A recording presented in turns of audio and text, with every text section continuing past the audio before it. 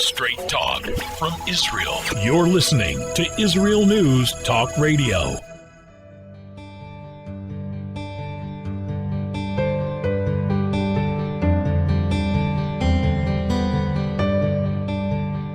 Hello and welcome to Soul Talk. This is Leora Mandel. I'll be joined with Rabbi David Aaron after the break. Have you ever tried to love somebody that you don't like? Now, you may be saying yes, or you may be saying that sounds rather strange. Usually you think first you might like somebody, then you'd love them. Love, what is love? Isn't love a stronger feeling of like? There's plenty of people you like, and then there's people that you love, which is like a much, much, much stronger version of like. But the question is that really true? Meaning what? I guess we have to define our terms. What does it mean to love somebody? What does it mean to like somebody? I think love sometimes can be harder to define than like.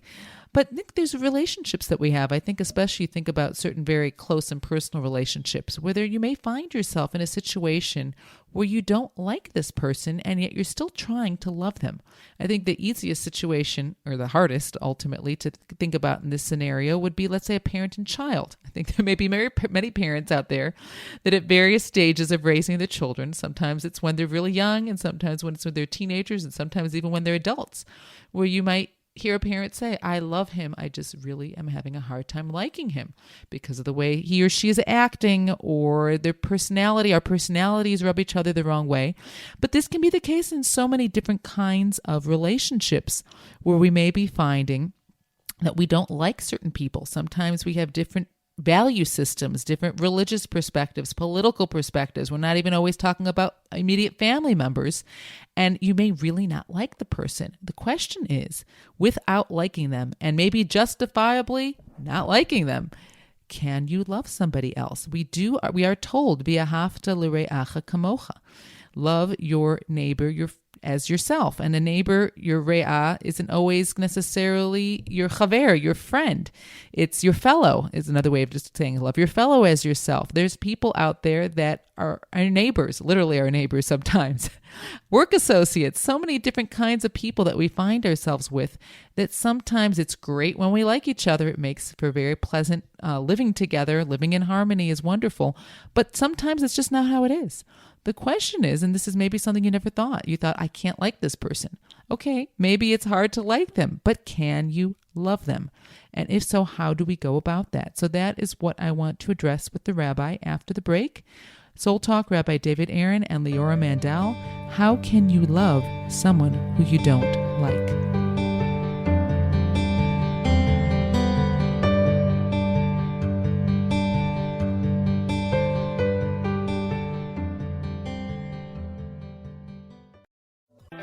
The return of the Jewish people to the land of Israel was prophesied in the Bible thousands of years ago and is coming true today. Shalom. Join me, Josh Wander, on Israel Unplugged. Listen in as we delve into the spiritual and physical aspects of the Jewish return to Zion.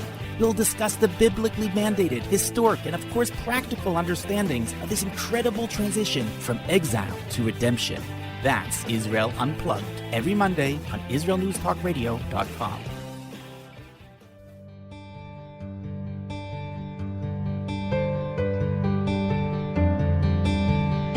Welcome to Soul Talk. This is Leora Mandel. So I think there's so often that we think of the way we feel about another person as sort of a spectrum. We have acquaintances, and there's people that we like, and there's people that we really enjoy, and then the highest level is love. And yet sometimes things are very different. Sometimes I've recently heard someone tell me that she doesn't like someone in her family, but she's working on loving them. And it struck me as almost funny at first, like, usually you like someone and if you like them a lot, you love them. But it was a very interesting point. And this is what I want to ask you, Rabbi, is there's times in life, it could be a person's child, it can be, any family member, your sibling, or even someone, an association that the person you work with, where it's true. We don't always like the people in our lives. So how, especially when if we're talking about a parent with their child, that's even more of it. This person the child's not going away. We want to get along and we want to love them. But when you don't like somebody, how can you work on yourself to love them? Is that possible? And how would one go about that? Great. Well, let's start with the golden rule. Ahavta l're'acha kamocha. Love your neighbor as yourself. really, how can we be commanded to feel some positive feelings towards everybody? Well, the first misconception here is that we think we're being commanded in an emotion. And you can't command an emotion. Emotion is not something that we have so much control over. The commandment, love your neighbor as yourself, is an action, which means treat somebody in a loving way. It doesn't mean you feel love towards them. You act in a loving way. And now, whether you feel it or not, that's not the issue. The issue is you treat a person as you would treat somebody that you love, even if you don't feel that way. And Rabbi Twersky, Zichron Bracha, had a beautiful teaching. He said, most of the time, people think we give to the people we love, but actually we love the people to whom we give to. And so by giving to another person, you'll feel more connected to them, and it's more likely that that'll generate feelings of love, emotions of love. But whether it does or not is not the point. The point is that we should treat everyone in a loving way, even if we don't feel like it. And and that's just the bottom line. This really is fascinating, because I was talking about this in my mind, the spectrum that you like certain people, and there's probably a lot of people you like, less people you love is usually the way we think about it, but it almost sounds like we're saying something the opposite here, is that if love isn't a feeling, it's action-based, so meaning I will love those that I give to, that I invest in, that I choose to actions that are loving. I have more control over that than a feeling. It almost sounds like liking someone is more based on feelings, and loving is more based on choice. Well, listen, again, we have to distinguish between a loving act and a loving feeling, and they're not the same thing. And a loving act over time very likely would generate loving feelings, but whether it does or not, that's not really my obligation. My obligation is to treat a person in a loving way. And maybe the feelings will catch up or not, but that's just the way it is. Now, this person who said that they're challenged by somebody close to them, it's true. Whether there's a commandment or not, it's not a pleasant thing that you might have a family member that you don't like. And so how to deal with that? Well, part of it is, what is it that you don't like about them? The beginning, I think, of feeling more positive towards somebody is what you're saying to yourself in your head. What is it that you see in this person? If you judge to the side of merit and you say, listen, yeah, they are annoying, but then again, just understand where they're coming from. They grew up in an environment that was bullied. They were abused. I don't know what. But I think to begin to put things into perspective of where people are coming from, so that rather than you feel angry at them or feel negative towards them, oh my gosh, after everything they've gone through, they're actually pretty good. So, so much has to do with the way we think about in any given situation. It is so true. And it's interesting. I think that when we don't like somebody else, for whatever reason we don't like them, we're so focused on all the things about them that we don't like, instead of sometimes this, as you're saying, turning around, turning inward and thinking, well, what can I change in the way I think about this person that might change the way I feel about this person? And that's all about me, not about them. Right. Well, Stephen Covey, in his book, The 7 Habits of Highly Effective People, has a story in there about, I don't recall if it was him or it was, but it was a story about a fellow who's on the subway, and the guy gets on the subway with a bunch of kids, and those kids are just terrible. They're just so disruptive and so disrespectful, and they're just really super annoying on this subway. And he's sitting there looking at this and sees that the father is doing nothing to contain and to somehow calm down his children and take in consideration everybody else on the subway. And finally, fellow gets up to the father and rebukes him and says, "Could you please, get a handle on your kids? This is a public area." And the fellow says, "Oh, I am so sorry. I apologize. Their mother just died." So like suddenly, wow, you have this paradigm shift. Like suddenly you realize, oh my gosh, how behaved these kids are under the situation they in, that they just found out that the mother died. I mean, what do we know what people are going through? You walk into a bank and the bank teller is really mean, but what do I know what kind of day she had? What do I know what kind of marriage she's in? I mean, what do I know? And I think we need to really be very careful on how we've crafted our judgment of people. And we'd be better off just not judging them and just, being patient and realizing I don't know what's going on with this person, and maybe their behavior is annoying, but that doesn't necessarily mean that they are a bad person. Who knows? Maybe they're just having a bad day. It is interesting and true that we always create some sort of story around any situation that comes our way. And as much as sometimes our stories are, we make judgments and they're oftentimes completely wrong, but the story is my story. So if I'm not liking somebody, it's because I'm not liking this, especially we're talking about people that we maybe just don't really know. It's because I'm not liking the story I've created around them. Because if I would take the same scenario and make a different story, I might be all of a sudden be very empathetic and feel really bad for them or admire them even. Depending on the story we create for any set of circumstances, it totally changes the way we feel about what's going on around us. Right. Well, Rav Kook says this. Says, you see somebody do something negative, and maybe actually what they're doing negative is how they're overcoming them doing something a lot more negative. And you don't realize that, And so you really need to give people the benefit of the doubt and really learn not to judge. Not to judge. You don't know their story. You don't know the full, you don't know all the facts. You don't know what they're dealing with. And so it's better that you not judge them and treat them in the most loving way that you can. And I think when we've been on the receiving end of a misjudgment and we understand all the circumstances or the situation that someone else couldn't have known, it really brings to light the idea of, just like we'd want someone else to try to give us a more positive judgment without knowing the full story, then we have to also really do that for others. But that creates the world that we live in. To some degree, based on these stories that we tell about what's going on around us, we're creating either a world where people are nasty and mean and out to get you and unpleasant and all these different things, or we're living in a world which is much softer and people have a hard time and people are broken and people go through all sorts of struggles and circumstances, and I don't know if I was in their place, if I'd be handling it any better than they are. I mean, that's a different kind of world to live in based on the stories and the judgments that we put out there.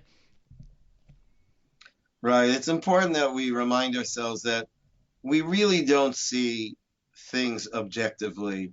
Everything we see is relative to us and is colored by our way of perceiving things. And just realizing or remembering that we have a very limited and very skewed understanding of what's actually happening. And therefore, we should be extremely, extremely reticent to make any judgments about anybody.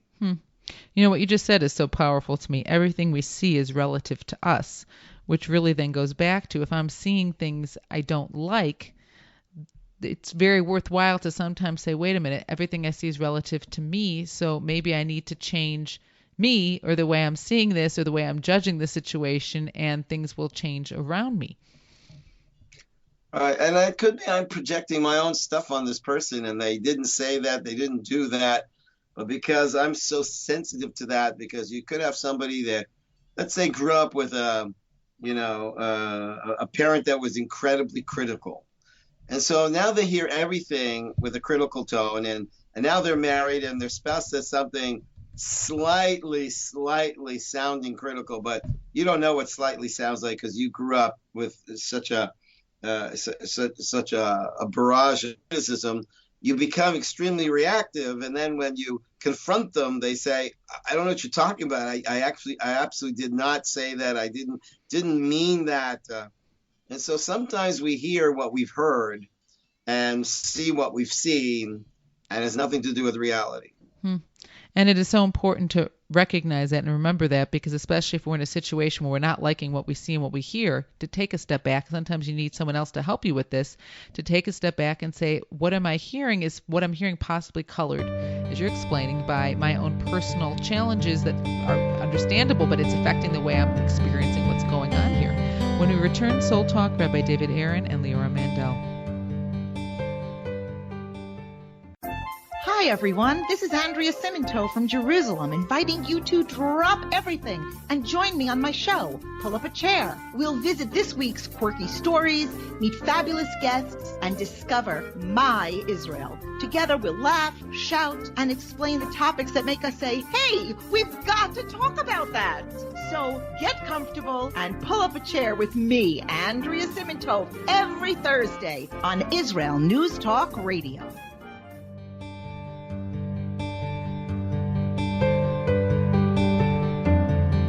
Hello and welcome back to Soul Talk. Leora Mandel talking with Rabbi David Aaron, talking about how to love those you don't like. And there's different, areas where this comes into play. There's people we don't know that well, which we sort of talking about. There's most people in our lives we don't know that well. We don't know the whole circumstances and background and how they were brought up and their sensitivities. I actually remember once hearing an example of, you brush by a person slightly, and they scream and they yell and you're like, ow, what are you doing? Why are you so inconsiderate? You think that seems like a little bit of an overreaction. But if you know that they're sunburnt and that slight little swiping past them, not being as careful, that hurt them tremendously. And that's why they have such a strong reaction. You can understand. So some people are emotionally sunburnt.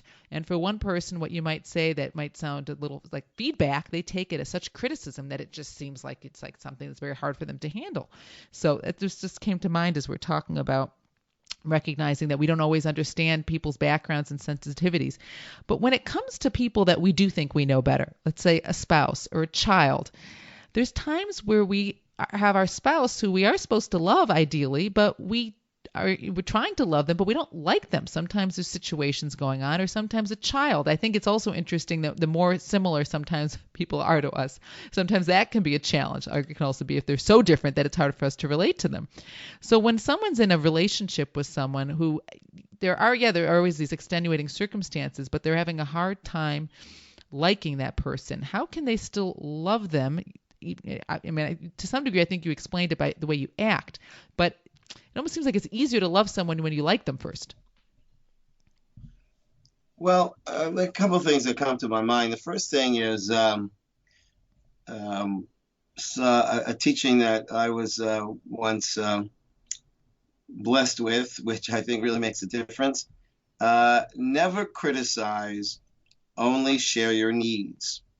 And I have found that to be incredibly great advice. Nobody likes criticism. Nobody.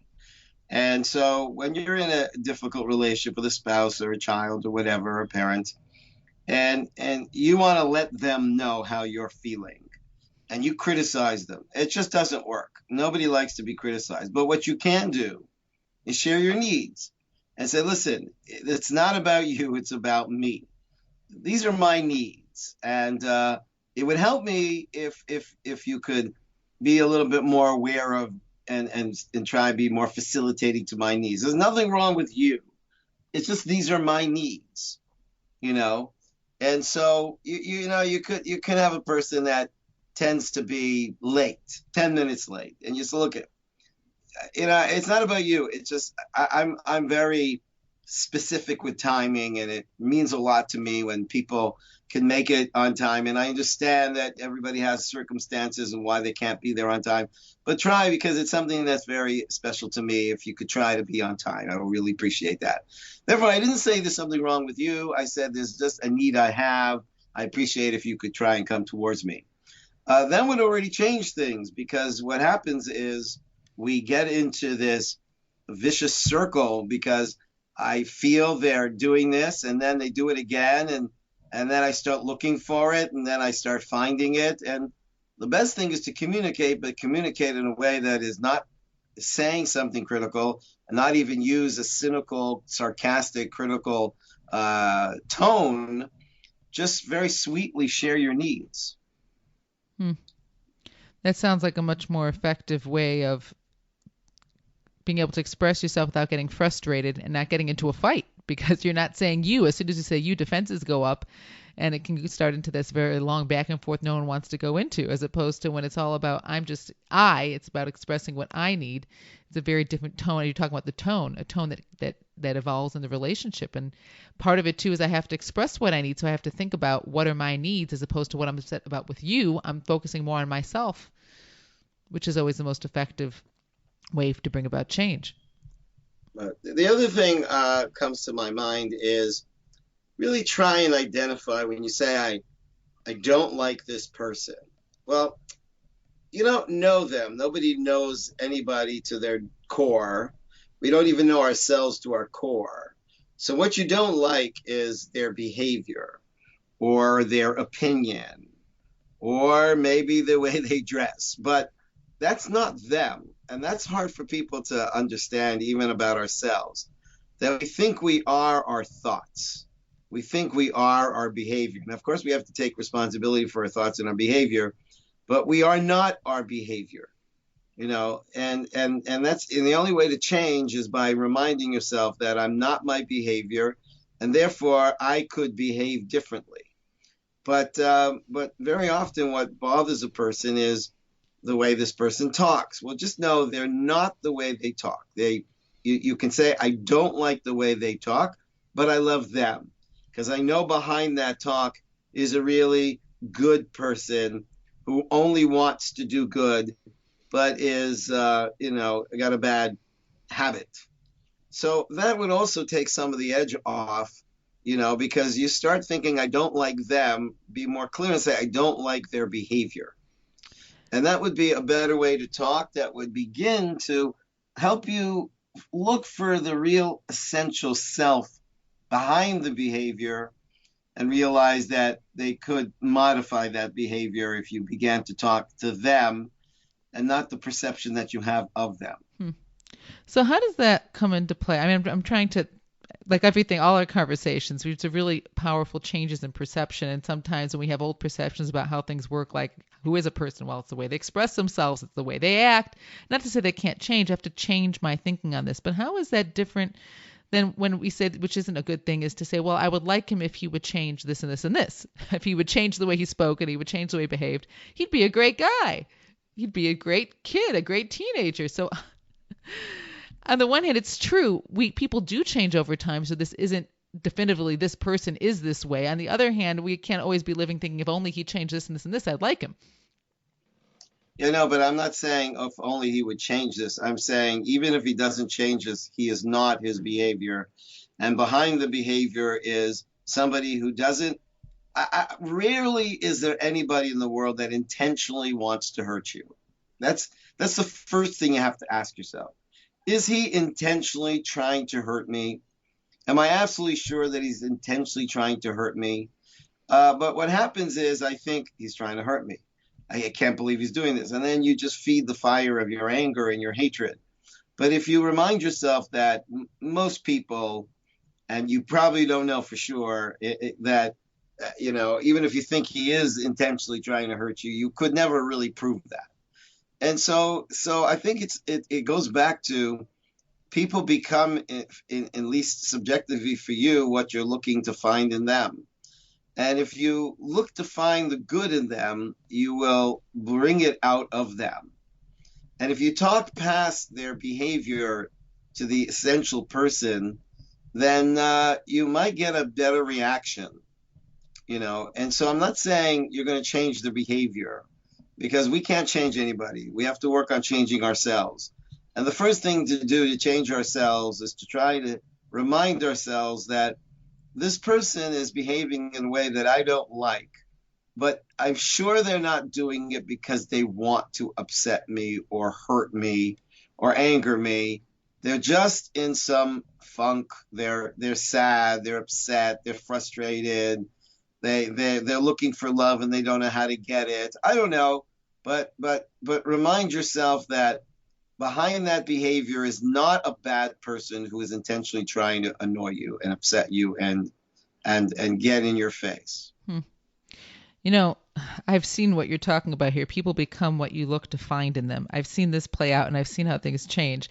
Just an example, I've seen this multiple times. You'll have a parent come in for their child therapy, and they want to fix their child, and they have a whole long list of all the problems that they're having with the child and the disruption it's causing at home. And the problem is becomes a vicious cycle, is not to say maybe the kid wasn't acting out somewhat, but the more the parent is just so focused on every time it happens, that's all they see. And part of your help in changing the situation is zooming out the lens and saying, okay, when is a child not doing this? What are the strengths that the child has? What are certain positive things that the child traits of other things that are positive and good, because it's true. And we just zone in on always this is a problem. And this could be in marriage and any relationship. It might have been there 10% of the time, but all of a sudden we're seeing it 90% of the time because we're so focused on it. And we can start to pull out that zoom and put attention to the other positive good things. And those things start to become bigger. And to a degree, that balance can really shift. It's true. As well as you don't want to convince them that they're bad. In other words, by saying to your child, you are bad, you are convincing them they are bad and you're reinforcing their behavior. If you say, you are good and this behavior is not befitting you, you are good. So then, and so that's a really important method, because I know a lot of people who've been convinced by their parents or whoever that they are something that they're not, but they convince them that. And so it's like, if you know your kid is stealing from the cookie jar, should you catch him? I suggest you not catch him. Because if you catch him red-handed, aha, I knew it, you as much as think you're going to stop him, you've now convinced them I'm a thief. And if I'm a thief, then I'm hopeless and I might as well enjoy my thievery. But if I think he's stealing, then I have to figure out a way, not to catch him red-handed, but to educate him, or it could be that he's stealing from the cookie jar because you're not giving him enough cookies. Or it could be he's stealing because you're not giving him an allowance. But, find solutions that help them change their behavior rather than reinforce their identification with that behavior. And that's so powerful, because I think the labels go in both directions. When we label someone, it starts making them, especially anybody in our lives, if we put that label on them, it makes them think of themselves in that way and helps them maybe feel stuck. I'm not these behaviors, but if I'm always told this is who I am, I feed into that more. And it also very much affects the way we keep thinking about that person, because we've labeled them, and then in our minds, that's just who they are. When we return, Soul Talk, Rabbi David Aaron and Leora Mandel.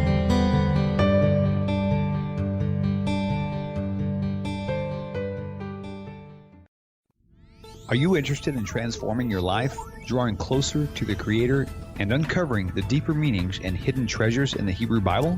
Then join me, Rav Yitzhak Michelson, And me, William Hall, on the Science of Kabbalah, where we are seeking to narrow the gap between what we understand of our physical and spiritual worlds. So make sure to tune in every Tuesday at 5 p.m. Israel time, 10 a.m. Eastern Standard Time, here on Israel News Talk Radio. Hello, I am Walter Bingham. If you want to hear the news behind the news and the true perspective on world affairs, then the Walter Bingham File is the program for you. We bring you interviews with the movers and shakers, political commentaries, and on-the-spot reports of events as they happen. All here every Tuesday, 4 p.m. Israel time, 9 a.m. Eastern time. And it's all archived on our website. Make it a date. Hello and welcome back to Soul Talk. Leora Mandel with Rabbi David Aaron, talking about how to love those you don't like. And what's so powerful about this, and I think this really, if anyone is in a situation where they find themselves in struggling with this, I don't like this person, but I want to like them, or I want to try and love them, depending on what the relationship is. So much of what we're talking about here is realizing that sometimes it's not as much about the other person as it is about me. As much as it's easier to think, well, I don't like them because of X, Y, and Z, and they're the problem, so there's nothing I can do about this. What you're really bringing out in all the different angles in our conversation here is not saying there might not be some aspect of something about them that's upsetting, aggravating, infuriating, but so much more might really just be about me, the way I'm handling this. And if I can change myself, it might be a lot easier to like and love this person, which is great because that means there's something I can do about the situation. It's also challenging because that means I can't just pass this off and put it all on the other person. I actually have to do some work here. Right. It could be that it's not that you don't like them, but you don't like yourself. And because you don't like yourself, the things that they're doing, you're taking way too personal or way out of proportion. And you might be the sunburnt one and realize that they made these comments, but they were these comments in their minds were really quite harmless. But for you, they really push your buttons, and you might be the problem, not them. It really brings out that to a degree, when you were pointing out before that even people we think we know, we don't know anybody fully, and we don't even know ourselves fully. And the truth is, how often do we get to know ourselves better, sometimes in a much deeper way, specifically when we're not getting along with someone else? It oftentimes helps us get to know ourselves better. I think any parent will tell you, I was a perfect mother until I had children. I was a perfect wife until I had a husband, because in these very close and intimate relationships, I think oftentimes there's certain parts of ourselves that are squeezed a little bit or rubbed in a certain way that bring out certain parts of our personality or our emotions or what have you that weren't necessarily exposed without that person pressing that button. But that all helps me get to know myself better. Also, in terms of children, we naturally identify with our children and we think their behavior is our fault. So we start disliking them because they're behaving in a way that is reminding. And so there's a number of things you have to say to yourself. One is, who says you failed as a parent? Why are you so sure that their behavior has anything to do with your parenting? And number two, maybe you haven't failed as a parent. Maybe this is good what they're going through. They're testing their boundaries and borders. They're trying to explore their identity. But what happens is when we look for self-worth from our children, like a child comes home and they don't have straight A's, and we take that personal, that there's something wrong with my intelligence because they obviously genetically aren't as smart as I thought I was, and we have to be very, very careful not to, expect our children to be the source of our self-worth, because then we start disliking them because they're not doing the job. The job is to make me feel good about myself that I have such great kids. Now, this is really where to properly parent our children, we really have to be more selfless, because it's true. If it's all about my needing to project myself on my child, or my child reprojecting back on me, and the way I feel about myself all depends on how, so to speak, successful they are, that's not necessarily going to be me parenting my child in the way in their best interest. It's all reflecting myself. And it's harming both of us, because I'm feeling bad about myself for maybe not being, so to speak, as successful as I imagined I should be. And my child is suffering because I'm projecting onto them what I see, what my needs are, not what their real needs are. As well as I'm trying to live through them. I want them to be the success I wasn't. And then when they are not that, then I don't like them because they're not doing their service to me. It gets really complicated. And it's why the best thing is to just let go a little bit, or maybe even a little bit more than just a little bit, and just focus on speaking and acting in loving ways to those around you. And, there's a teaching in Judaism that as the face is to the water, so is the heart of a man to another person. When you look in the water, you see a reflection. And people tend to reflect you. And so if you treat them well and in a loving way, very likely they will mirror you. And that's why it's important to always start with not what they need to change, but try and figure out what I could change. You know, when you talk about speak and act in loving ways to others around you, I'm really thinking about this. And to a great degree, all this really, sometimes it comes naturally. And it's specifically when maybe we're talking about here, when it's not coming naturally, it doesn't mean you still can't do it, but then you have to activate your choice. I mean, I can still like a person and love a person through my actions, but it's something that if it's not coming, so to speak, as naturally, because it's not as easy, because there's certain parts of me I now have to face that are a little bit unpleasant, that's reflecting either on you or from you, but I have to then consciously activate acting, speaking, loving towards you. And I have to really understand, what does that look like? What does it look like to act in a loving way, even if I don't feel it? But in a certain degree, that can be what we'd even call maybe true love, because if it's acting loving is just because I feel that way, then what does it really mean? If my feelings change, then I'm going to stop that, as opposed to if I feel it or not, I'm going to act in a loving way. That is true love. Well, yeah, as much as we should value feelings, we should put it in perspective and not let our feelings guide our behavior, but let our behavior guide our feelings. And that's very, very powerful, because I feel like if that is the case, then we say how to love those you don't like. Well, if my feelings are guiding my behavior, this is very difficult, because I can't always I don't feel like I can necessarily change the way I feel. This is just how I feel. What am I supposed to do about it? But if my behavior the thinking is going to guide how I'm going to act, then I can do this, because again, it's coming from a point of choice. This is how I want to live my life. I want to choose to be a loving, caring, giving, kind, trying to see the positive kind of person. And then it doesn't matter what's going on around me, because I've chosen doesn't mean it doesn't work, but this is what I've chosen to do. Look, very often people get to a space of being annoying because they didn't get much love. And so by you not acting to them in a loving way, you're just reinforcing the very reason why they behave this way. And I do believe that when you treat somebody well, and it's certainly not going to be overnight, they start to feel that you respect them and that you actually genuinely care, and you're not reacting to their stuff, and they start to see that their stuff doesn't work, or they start to see that they don't have to behave this way to get your attention.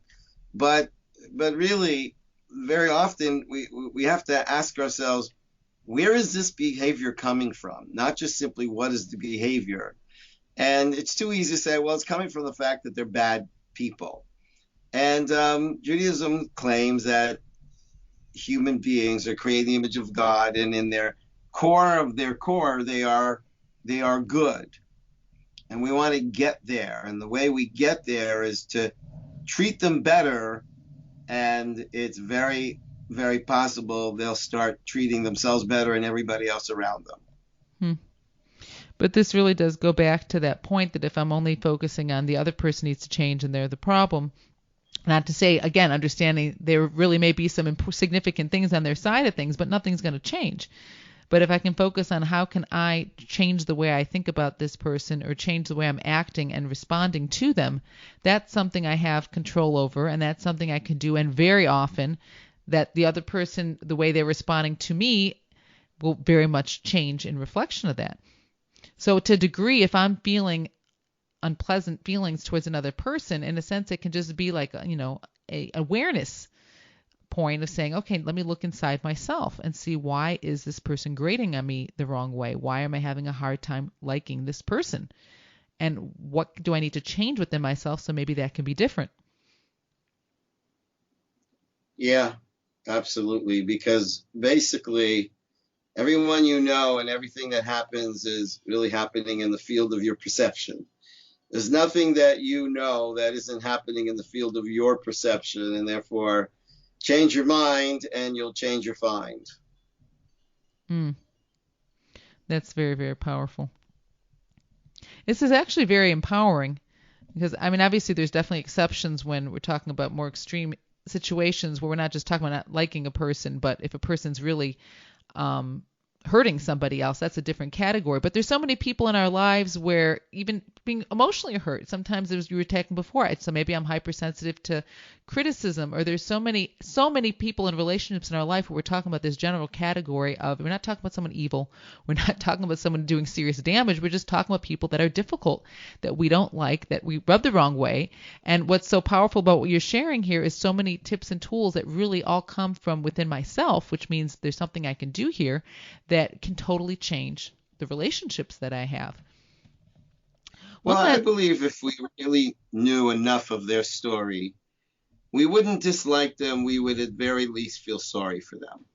Mm-hmm. And feeling sorry for a person is already a sign of some element of caring and loving them.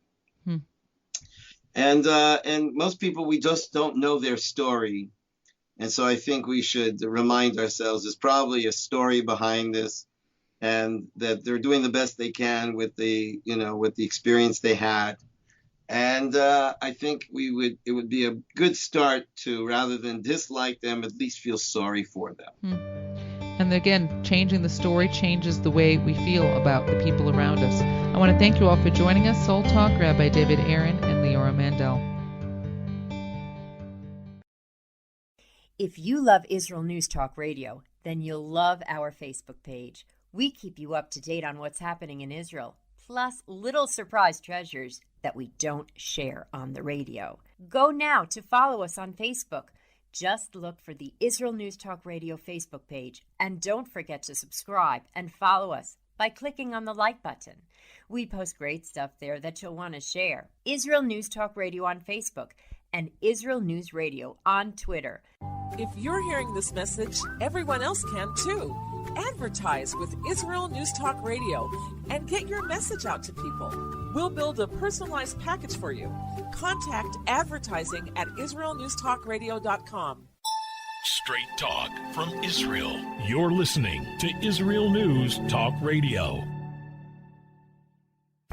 Hey, this is Jake in Anchorage, Alaska, and I love listening to all the super interesting interviews and up-to-date information on what's happening in Israel. Hello, this is Anna King, originally from London, now living in Israel. And what can I say?